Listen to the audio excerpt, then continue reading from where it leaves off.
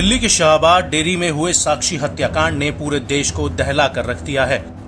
इस घटना का जो सीसीटीवी वीडियो सामने आया था, उसे देखकर कोई भी ये अंदाजा नहीं लगा सकता कि 20 साल का साहिल आखिर कैसे 16 साल की नाबालिग साक्षी पर हैवानों की तरह हमला कर सकता है। और अब इस सब के बीच एक और बड़ा खुलासा हुआ है, जिससे इस पूरी घटना में एक नया ट्विस्ट आ गया है।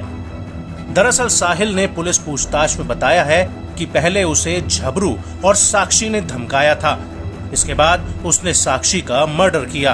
आपको बता दें कि झबरू वही युवक है जिसने साक्षी को घटनास्थल से उठाकर एम्बुलेंस में डाला था। और अब इस पूरे मामले में झबरू के किरदार की एंट्री हुई है। ऐसे में सवाल उठता है कि आखिर झबरू, साक्षी और साहिल का क्या कनेक्शन है। तो आपको बता दें कि जिस इलाके में साक्षी रहती है, झबरू उस इलाके का एक दबंग युवक माना जाता है। और झबरू ने खुद मीडिया से ये कहा कि 27 मई 2023 को साक्षी और उसकी दोस्त भावना मेरे पास आई थी। उसने कहा था कि साहिल नाम का लड़का उसे परेशान कर रहा है। जो लड़की थी जिसकी मौत हुई, हत्या कर दी गई, उससे कोई बातचीत पहले हुई? मेरी कोई बातचीत आज तक भी फोन पे बात नहीं हुई थी मेरी, परसों तक भी। तो वो 27 तारीख को फेस टू फेस ही मिली थी। 27 मई? हाँ जी। तो फिर उसके बाद 28 तारीख को उसका मर्डर ही कर दिया। अब कैसे किया कैसे नहीं किया, अब ये तो देखो क्या जाने। अच्छा, जब लड़की आपके पास आई तो बहुत घबराई हुई थी, क्या उसका हाव भाव कैसे थे? क्योंकि आपकी उससे मुलाकात हुई है। बैठी हुई थी मेरे पास, आके बैठी थी, तो उसने मेरे को पूरा एकदम आराम से बैठ के रिलैक्स होके बताया था कि भैया ऐसी ऐसी बात है और एक लड़का मेरे को टॉर्चर कर रहा है।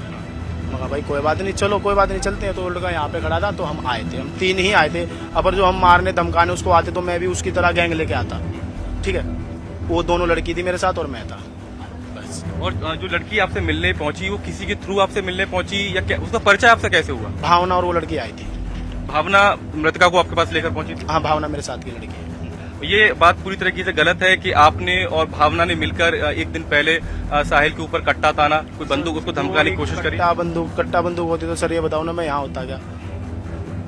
अब उसके पास चाकू था तो उसने चाकू उस लड़की को मार दिया। मेरे पास कट्टा बंदूक होती तो मैं भी मार सकता था उसको वहीं। ये तो बात है, धमकाता क्यों मैं? और धमका तो सर है भी नहीं, उसको कोई बात ही नहीं हुई है। आपको बता दें कि झबरू का ये भी कहना है कि मैंने ही साक्षी के शव को उठाकर एम्बुलेंस में रखा था। झबरू का कहना है कि शायद साहिल को शक था कि साक्षी मेरी दोस्त है। लड़की को मारा क्यों आपने? क्योंकि उस लड़की से भी बात की है और आपने साहिल को भी समझाने की कोशिश की। साहिल को गलत लगा हुआ उस लड़की के और मेरे बारे में कि कुछ गलत मैटर चल रहा हो सके। ये गलत फहमी उसको वही होगी, क्योंकि उसने आते ही मेरे को भाई ही बोला था और मैं उसकी मदद ही करना था। पर जो किसी की मदद करना गुनाह है तो आगे से नहीं करेंगे। आपने साहिल को समझाने की कोशिश करी? क्योंकि ये बताया करी थी कि भाई देखो, इसको लड़की को टॉर्चर मत करो, इसका पीछा छोड़ दो, अपना बात खत्म करो, बस।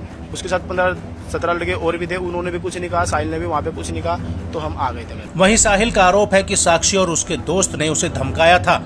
साहिल का कहना है कि उन्होंने मुझे धमकी दी थी कि अगर मैं साक्षी के साथ पैचअप करने के लिए उसके ऊपर दबाव डालूंगा तो वो मुझे पीटेंगे।